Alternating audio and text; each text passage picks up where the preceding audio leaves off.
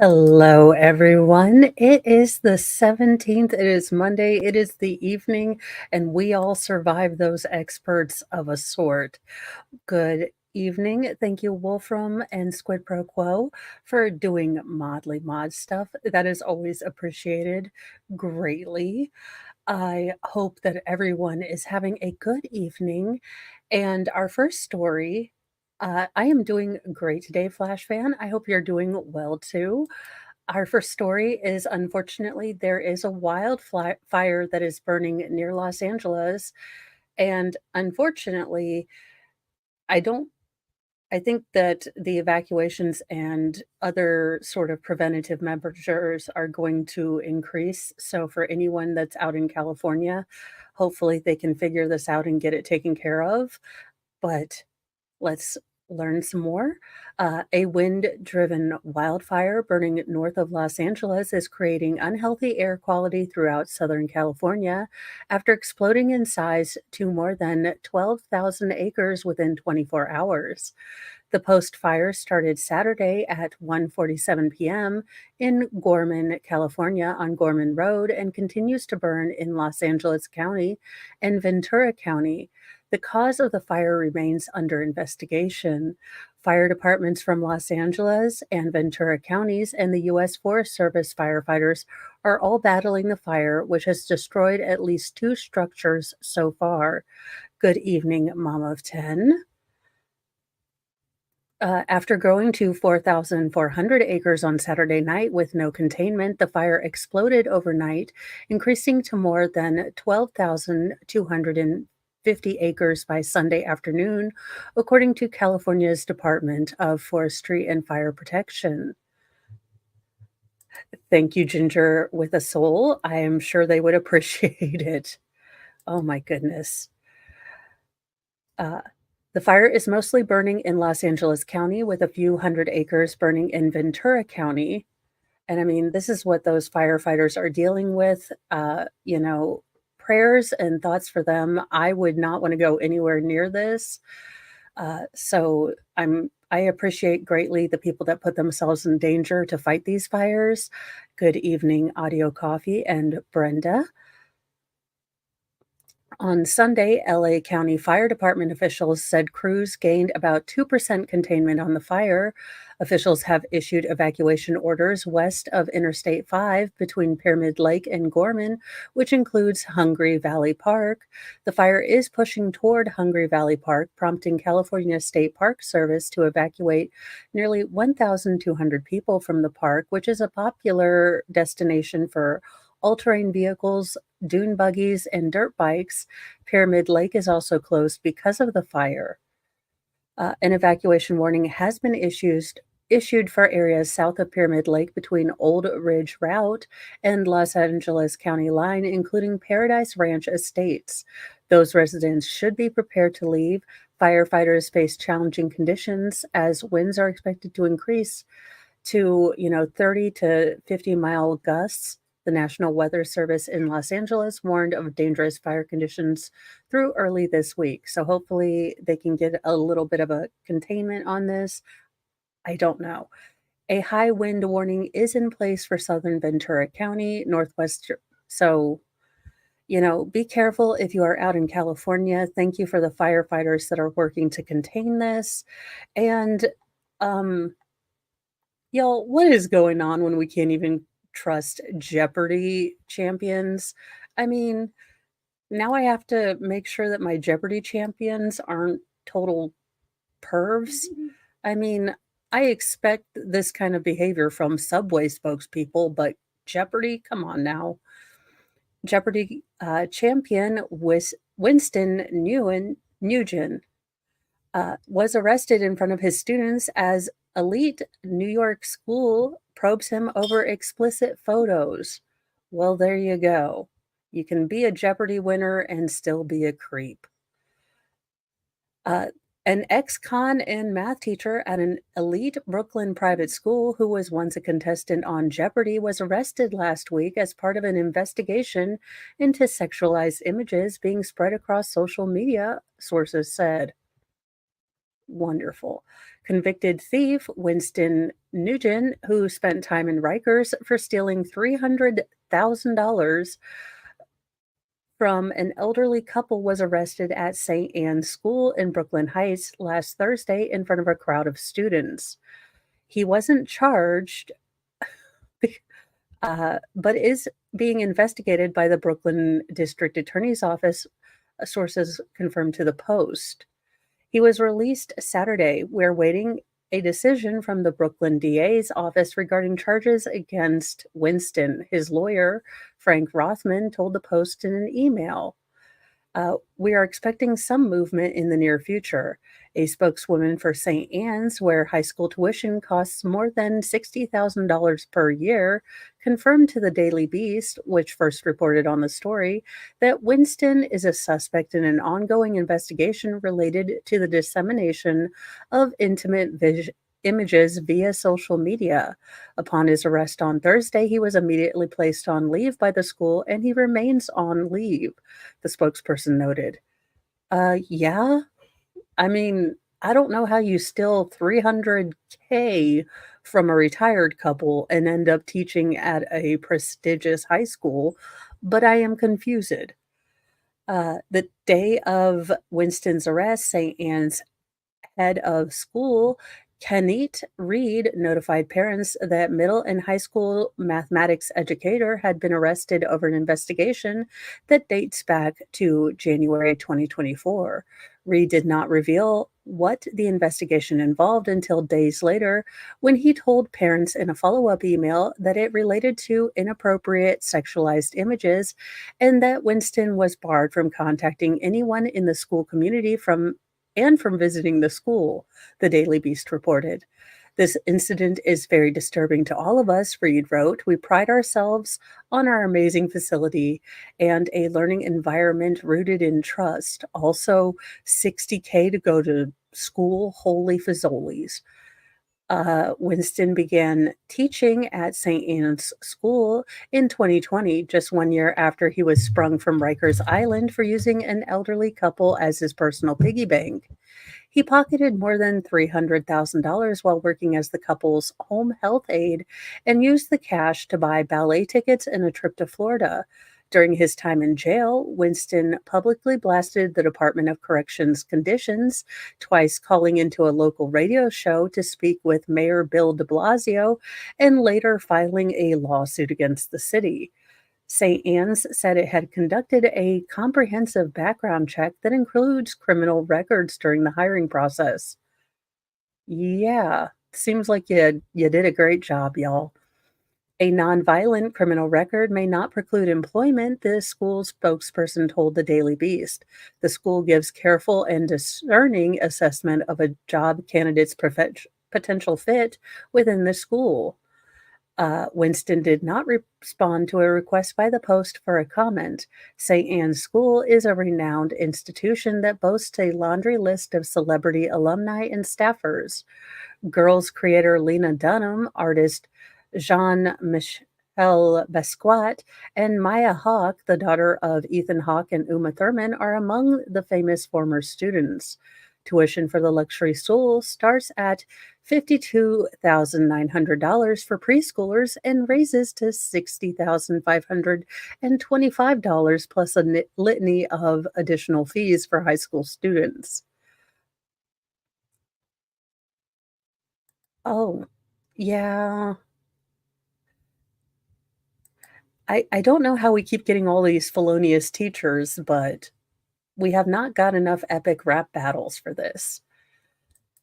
In a case that is from my home state, the I-70 strangler remains mysterious Midwest boogeyman, but private investigator has a theory.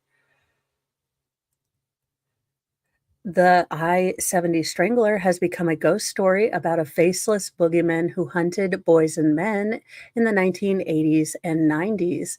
At least 12 bodies were found partially nude and strangled, dumped in streams, gullies, and trenches along Interstate 70 in Indiana and Ohio. Over the years, investigators looked at two notorious serial killers, Larry William Eiler and Herb Baumeister, as the I-70 Strangler, but the theories never materialized into definitive proof. Excuse me.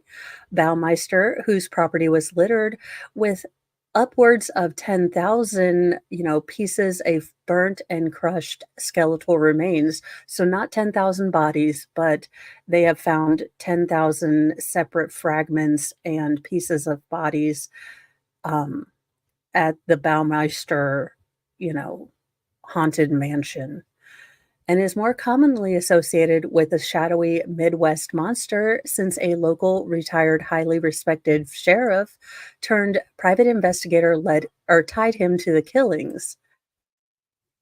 After Virgil Vandegrift retired as a sheriff of Marion County, Indiana, he received a pair of calls in the mid 90s from families concerned about suspicious disappearances of loved ones.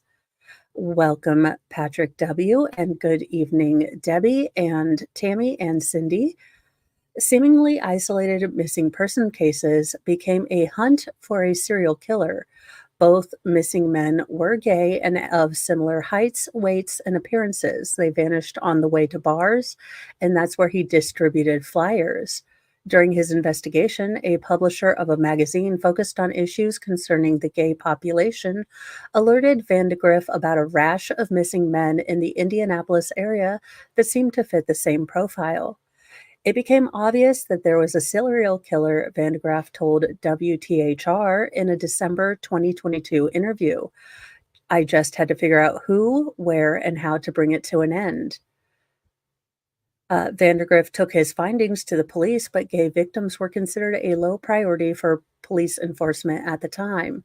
It was shocking to me the number of gay people that were missing that no one would pay attention to, Vandegrift told WTHR during a 2022 interview. Instead of waiting, the investigator took the case into his own hands and created a profile of the killer.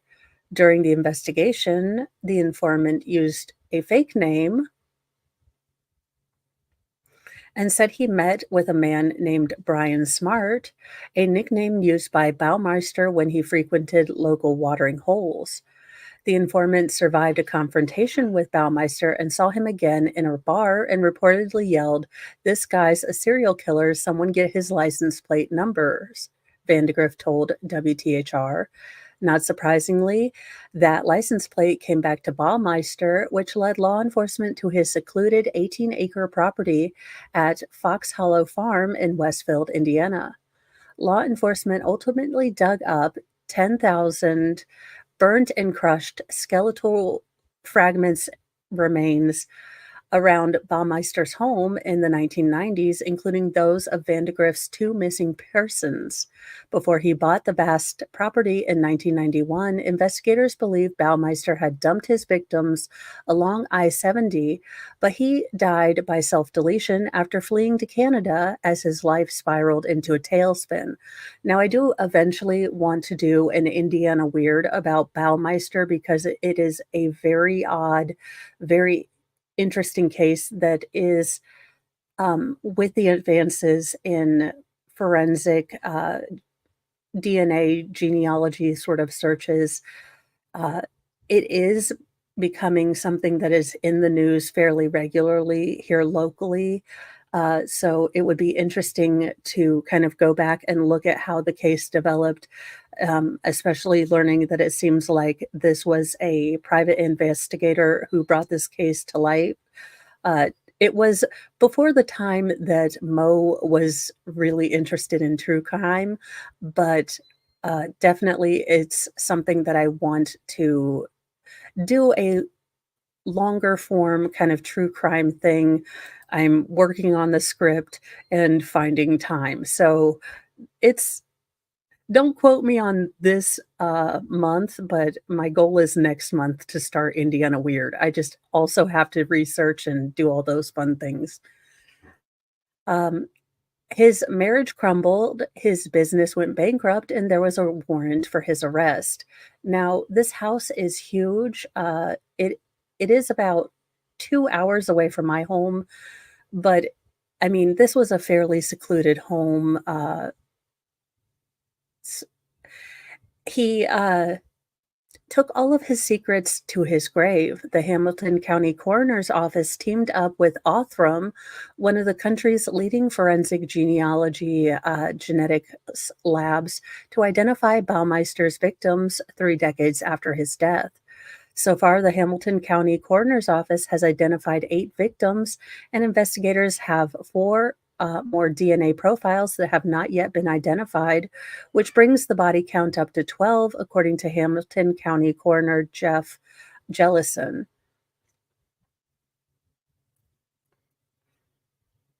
Let's see here. Investigators have tied Baumeister to at least 25 victims, but he was never definitively named as the I-70 strangler.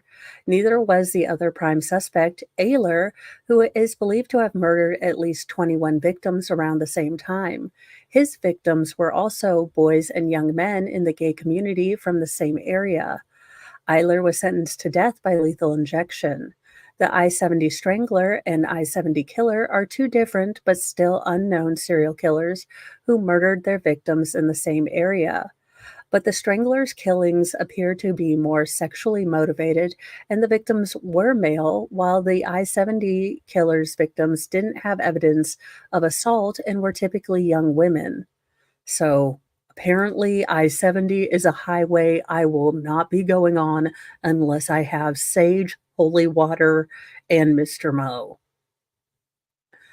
I mean, not not that, anyone deserves to but just absolutely weird that a lot of this is coming out now. I hope that the families of these victims can finally figure out what happened to their loved ones. I'm glad that the police are better now at looking at victims as human beings for the most part sometimes, rather than, their immutable characteristics. Unfortunately, in sad news, and goodness, I hope that these two pilots' families are getting all of the support and care they need.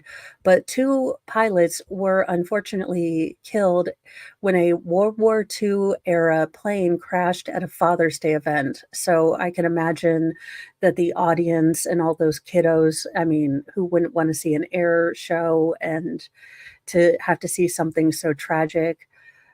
I just it's a horrible situation all around. 2 pilots were killed when their World War II era plane crashed at a California airport during a Father's Day event.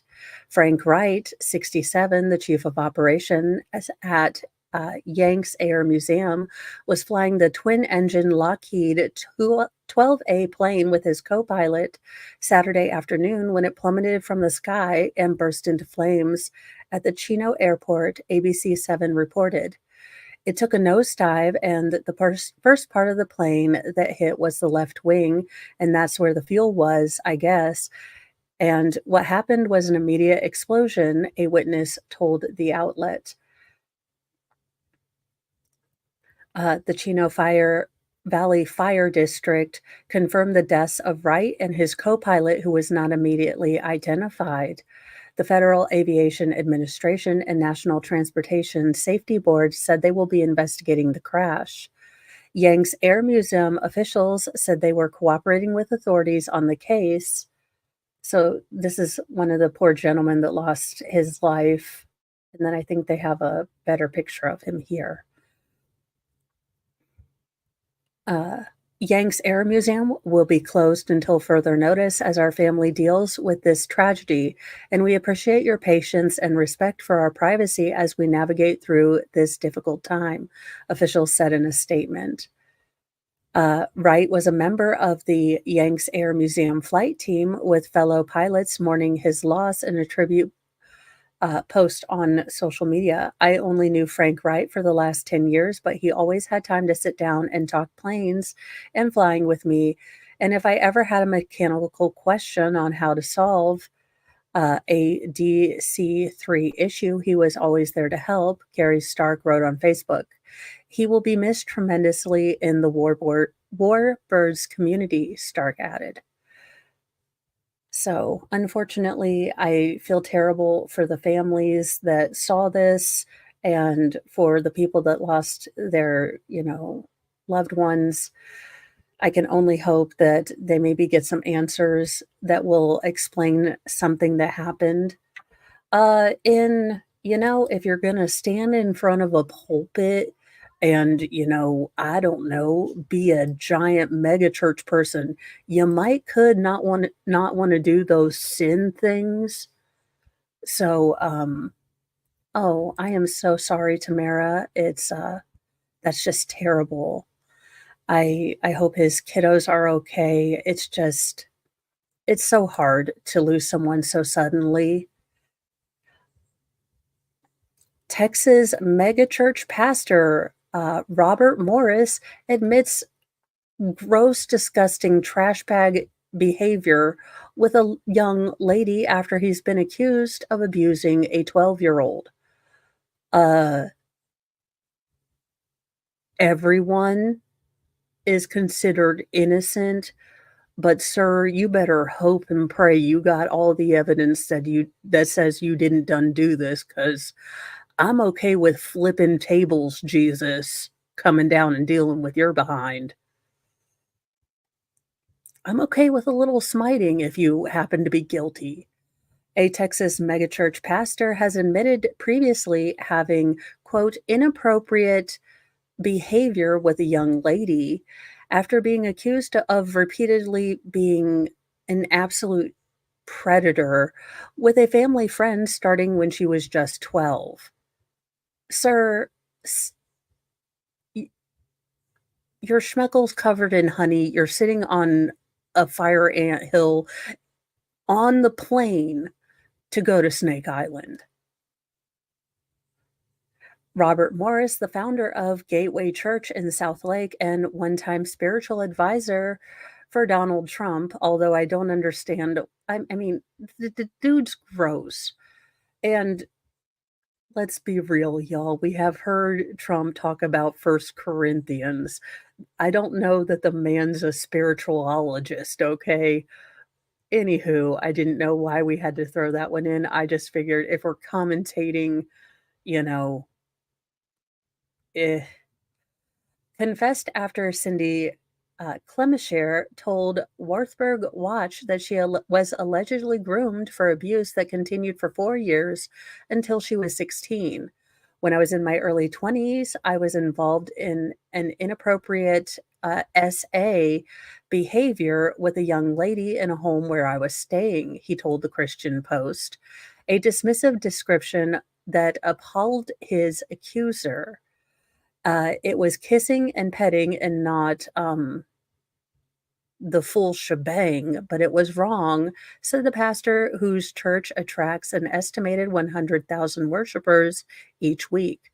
This behavior happened on several occasions over the next few years. He said the abuse came to light in 1987 and was confessed and repented of. You can't be a leader. Ugh, why? Morris claims he submitted to church elders and Clemshire's dad. Um, and you're still alive? Sir, no shot would you not be leaving the office allegedly in Minecraft, okay? I mean, honest to goodness. Don't come to me and tell me you have done something terrible to my children. I'm just saying that I now learn that if I clear my search history to factory reset, Cellbrite knows nothing. Allegedly in Minecraft. Do not take any of my life guru advice. Uh, all of them asked him to step out of ministry and receive counseling and freedom ministry, which I did. Since that time, I have walked in purity and accountability in this area. Well, golly gee willikers, sir, I where is my participation trophy for not being a chomo? Let me see. Nope, I don't know, but apparently I just didn't know they handed out good behavior for chomos. awesomeness at Bible study. Ugh. Clemshire said she was appalled by his description of her as a young lady. I was 12 years old. I was a little girl, a very innocent little girl, and he was brought into our home. The now 54-year-old grandmother told the Christian Post of abuse that took her, quote, decades to wrap my brain around as an adult. I was an innocent 12-year-old girl who knew nothing about sexual behavior, she said. Clemshire was also outraged at the suggestion her dad had given Morris his blessing to return to ministry. My father never gave his blessing on Robert returning to the ministry, she said. My father told him he's lucky he didn't kill him. I'm mortified that he's telling the world my dad gave his blessing. Clemshire said Morris repeatedly abused her in both Texas and Oklahoma, telling his wife at the time that he was merely providing her counseling during the abuse. She recalled eventually confiding to a friend what was happening and the friend encouraging her to tell her family. She says when her father found out and he told the lead pastor if Morris didn't get out of the ministry, he would get police involved. No, see, that shouldn't have been an and or conversation. That should have been, you're, I'm defrocking you and we're calling the popo. No, no, this is not at all. Uh, Morris did step away for 2 years, a whole 2 years, where he apparently learned not to be a creeptacious person or learned to hide it better. Of course, we forgive because we are called to biblically forgive those who sinned against us, but that does not mean he is supposed to go on without repercussions, she added. She tried to file a lawsuit against Morris in 2005, but Morris's attorney suggested she caused the abuse because she was flirtatious. Oh, hell no. Let an attorney tell me this. I will be in front of your mega church with every single flyer, uh, telling every single person. I will be on Facebook. I will be on Instagram. I will learn how to TikTok. I will be calling you out daily. They eventually offered her $25,000 if she signed a non disclosure agreement, but she declined. Elders at Gateway Church told Christian Post that they stood by Morris, saying he had been biblically restored to ministry after confessing. No. Ugh. Pastor Robert has been open and forthright about a moral failure that he had over 35 years ago. Is that what the Duggars told Josh? Like, hey, it was only your sisters and you said sorry, so I'm sure you'll never ever do it again. Because this isn't a crime that, people tend to have a terrible recidivism rate for. Ugh, just gross. So there you go. If I were in Texas, I wouldn't go to this dude's church. I would pull all funding from his church, and if I were the mayor, I'd take away their building permit. But again, this is why I am not in charge of anything because I'm full on with the smiting most of the time. In well, sadly more infuriating news, Rachel Morin's family are convinced that her unaliver has more victims in the US because of gaps in time between his crimes. The sister of slain Marilyn mom, Rachel Morin, told the Post on Monday that the family fears that her illegal migrant attacker may be a serial killer who murdered other victims while in the US. Accused Salvadoran gang member Victor Antonio Martinez Hernandez, 23, was arrested Friday in the brutal rape and unaliving of Rachel Morin, 37, on a hiking trail in August in Hartford County, Maryland. Okay, Hartford County isn't anywhere near Canton, right? Because we need good police officers for this. and had already been wanted in a previous killing in El Salvador, the assault of a mom and young girl in Los Angeles at the time. Something we've been concerned about is that there are other victims out there where they were attacked and it ended the same way as my sister, or maybe there are some out there that are still alive but never came forward, said Rebecca Morin, 43. Hopefully now they do come forward.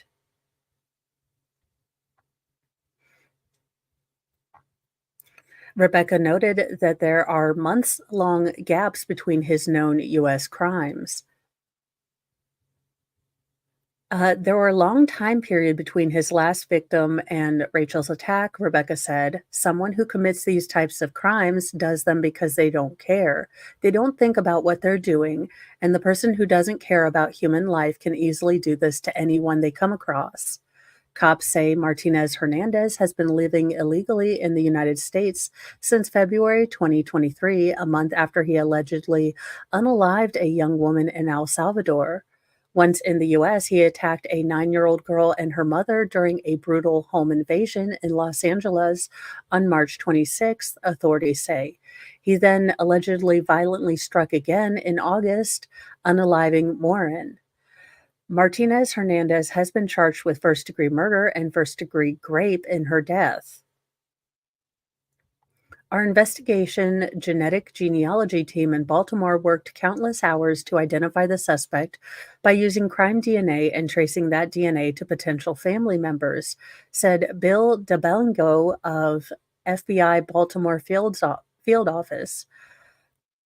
Investigators even traveled to El Salvador as part of their efforts to identify this killer, he said. To find the suspect, we provided technical assistance helping to pinpoint his location. That brings us to Friday night, where Tulsa police and FBI agents were able to successfully apprehend and arrest the suspect in Oklahoma. Rebecca said her family was notified about the arrest warrant shortly before Martinez Hernandez was taken into custody. She said Rachel's 5 children, who range from ages 8 to 18, have also been informed. There are some much younger than others, and it's kind of hard to fully grasp how they are feeling or if they understand what this means, she told the Post, adding that the children now live with their respective fathers. The mother of 5 was snatched off the Ma and Pa hiking trail in Bel Air, Maryland, and dragged into the woods, according to authorities. Her body was found in a culvert on August 6th. It's a relief to have a suspect in custody, to have a name and a face to put somebody, uh, or to put to somebody for this, Rebecca said, but it also brings everything back up and makes it feel like it's day one all over again. We want to make sure that the killer is never able to walk the streets again, she said. Randolph Rice, a lawyer representing the victim's family, told the Post Monday that he is also convinced that Morin's killer has more victims scattered around the U.S. The law of probability, where you unalive someone in El Salvador in January, you go to California in March and commit assault on a mother and daughter, then there's a gap from March to August when he unalives Rachel, followed by another 10-month gap until he's arrested. It's hard to think he hasn't committed another crime. Oh, uh, Bessie, I'm glad that you are doing well, and dang it. No power. I hope they get that restored very quickly. I know how rural internet and high wind are, so hopefully you can get some power. Although I do approve if you have to eat all the ice cream quickly.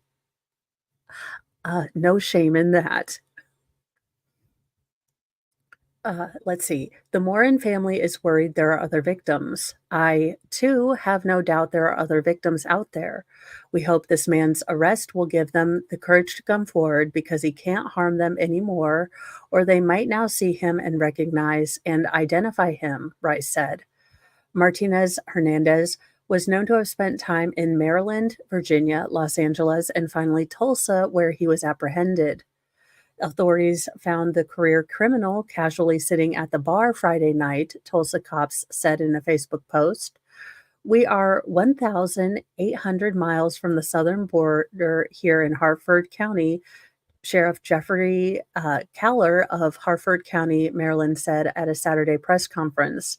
This should not be happening. Victor Hernandez did not come here to make a better life for himself or his family. He came here to escape a crime he committed in El Salvador. The extradition process to bring Martinez Hernandez to Maryland has already begun. Harford County State's Attorney Allison Headley said. ICE has also issued a detainer on Hernandez since he's living in the U.S. illegally, Gallagher said. I'm here to tell you Rachel's murderer is no longer a free man. Hopefully, he will never have the opportunity to walk free again. So that is. Where is. In odd news, but I mean, I'd kind of try them. I'd taste them. Thanks, Tim. No lie, perfectly preserved centuries old cherries unearthed at George Washington's Mount Vernon. I mean, hey, I like cherries, and those things are expensive. George Washington never did cut down the cherry tree, despite the famous story to the contrary, but he did pack away quite a few bottles of the fruit at his Mount Vernon home. Dozens of bottles of cherries and berries, impossibly preserved in storage pits, uncovered from the cellar of his mansion on the banks of the Potomac River, were discovered during an archaeological dig connected to a restoration project. Jason Burrows, Mount Vernon's principal archaeologist, said the discovery of so much perfectly preserved food from more than 250 years ago is essentially unprecedented. Finding what is essentially fresh fruit 250 years later is pretty spectacular, Burroughs said in an interview. All the all the stars sort of have to align in the right manner for that to happen. Whole pieces of fruit recognizable as cherries were found in some of the bottles. Other bottles held what appeared to be gooseberries or currants, although testing is underway to confirm. I thank you for gifting me a cat. Now go angry. Go wash your hands. The cat hates. Thank you. Thor, you're a little too fat here, sir. Yeah, he's a fatty. I don't know why my youngest feral has started taking to just handing us cats as like an offering randomly. But there you go. I have no idea. Mount Vernon is partnering with the U.S. Department of Agriculture, which is testing DNA on the fruit. They're also examining more than 50 cherry pits recovered from the bottles to see if any of them can be planted. It's kind of a long shot, said Benjamin Gutierrez, a USDA plant geneticist.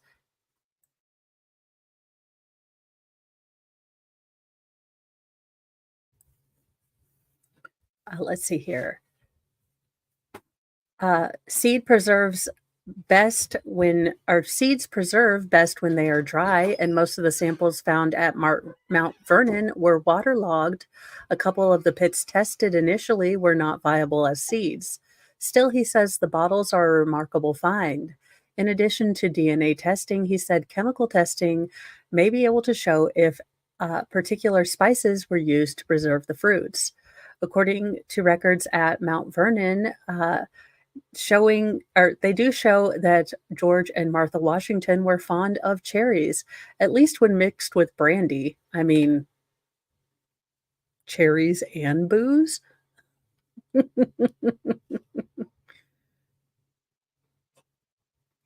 Let's see. Martha Washington's recipe for cherry bounce cocktail survives, and Washington wrote that he took a canteen of cherry bounce with him on a trip across the Alleghenies in 1784. Those cherries, though, were most likely bottled to be eaten simply as cherries, Burroughs said. The quality of the preservation reflect a high caliber of work. The kitchen, let's see here. Where was I? The kitchen was overseen by an enslaved woman named Doll, who came to Mount Vernon in 1758 with Martha Washington, according to the estate. Let's see here. The bottles were found only because Mount Vernon is doing a $40 million revitalization project of the mansion that they expect will be completed by the nation's 150th birthday in 2026. When we do archaeology, it's destructive, Burroughs said, so unless we have a reason to disturb those resources, we tend not to. In this case, because of the needed structural repairs to the mansion, the ground was going to be disturbed. So we looked there first, he continued. We didn't expect to find this. They know that the bottles predate 1775 because that's when the expansion of the mansion led to the area being covered over with a brick floor. Mount Vernon announced back in April at the start of its archaeological work that it had found two bottles. As the dig continued, the number increased to 35 in six distinct storage pits. Six of the bottles were broken, the other 29 intact. 12 held cherries, 16 held other berries believed to be currants and gooseberries, and one of the larger bottles held both cherries and other berries. Burroughs believes they have now uncovered all the cherries and berries that survived. There's a lot of information that we're excited to get from these bottles, he said. Well, there you go. You could have some cherries, maybe cherry liqueur. I could be okay with cherry liqueur, to be honest with you. uh, Say it ain't so, Woody Harrelson. Woody Harrelson got into a motorcycle accident on the way to an interview, and his Cheers co-star Ted Danson treated the wound. He could have been badly hurt. Woody Harrelson revealed on the Conan O'Brien Needs a Friend podcast that he got into a motorcycle accident while he was driving to the studio to record the interview alongside his Cheers co-star and longtime friend, Ted Danson. Harrelson collided with a Tesla and was thrown over his handlebars and over the roof of the car. He was wearing a helmet and avoided any potential head injury. Well, ouch. A tumble is a fair term. I did go over my handlebars, Harrelson revealed on the podcast following the accident. I was honestly and embarrassingly passing this Tesla on the left that I felt was moving a little slow, and I didn't realize he was moving slow because he was taking a left. I was on a motorcycle. I always feel like the shortest distance between 2 points in LA is a motorcycle, but today it proved not to be so very fast in terms of transporting. I always thought I would be okay. I felt there was some pain involved. I felt the pain, but never thought I would be killed or anything. Well, Woody Harrelson, just chill. He's like, I kind of got in a motorcycle accident, but I'm okay about it. Harrelson did sustain a wound on his wrist. None other than Danson patched him up when he got to the podcast studio. Danson once played a doctor on the soap opera Doctors. The interview ended up starting late because of the accident. We were in the bathroom and I was like, "You played a doctor, right?" And Ted said, "I also played a lawyer, so we can sue the guy," Harrelson recalled. The friends said that Danson cleaned Harrelson's wound and wrapped it up.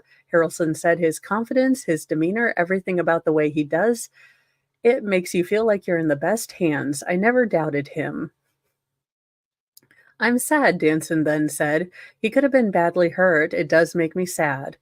Harrelson and Danson were interviewed by O'Brien to promote their latest collaboration, a new podcast titled Where Everyone Knows Your Name with Ted Danson and Woody Harrelson Sometimes, which launched June 12th.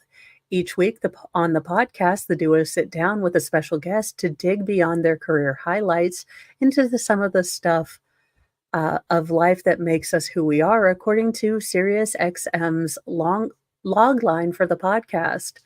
Guests on Where Everyone Knows Your Name are set to include Eric Adair, Will Arnett, Kristen Bell, Laura Dern, Jane Fonda, Simu Liu, Megan Mullally, Conan O'Brien, Nick Offerman, Martin Short, and Mary Steenburgen. The podcast is produced by SiriusXM's Team Coco, the Conan O'Brien led podcast network and digital media company acquired in 2022. The best part about doing this podcast is that it's given me an excuse to hang out with Ted, Harrelson said in a statement when the podcast was announced. Sure, we'll talk with interesting guests and we'll share some laughs along the way, but the biggest win will be rekindling our romance. I mean, our friendship after all this time. And I'm glad listeners will be able to join us for that. Watch Harrelson and Danson appear on the Conan O'Brien Needs a Friend podcast. So there you go. And in our final story, where is Samuel L. Jackson when you need him? For the love of all that is holy. Snakes spur evacuation of Hong Kong commuter train. Yeah, no, snakes not going to happen.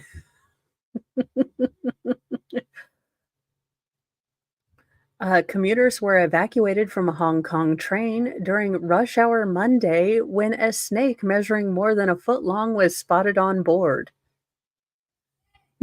Police said the Island Line MTR train was evacuated at Admiralty Station at 7:37 a.m. Monday when passengers spotted the snake slithering loose through a train car. And good evening, Squid Pro Quo. I totally understand. Yeah, it's hard to convince littles to go to sleep when it's still bright and, nice looking at 9 p.m. It's like the sun is not down. We are not going to sleep. Thank you, Wolfram, for gifting 5 memberships. Those went to Squid Pro Quo, Puddletown, Betsy, Emma, and Mom of 10. So, congratulations to those of you guys who got memberships, and be sure to give Wolfram a thanks. Let's see here. The passengers were boarded onto a replacement train, and MTR employees were able to capture the serpent in a cardboard box. The snake was carted away by police, and a snake catcher later identified the reptile as a California king snake, a non-venomous species native to the United States. The police said the snake will be taken to Catarui Farm for care. So there you go.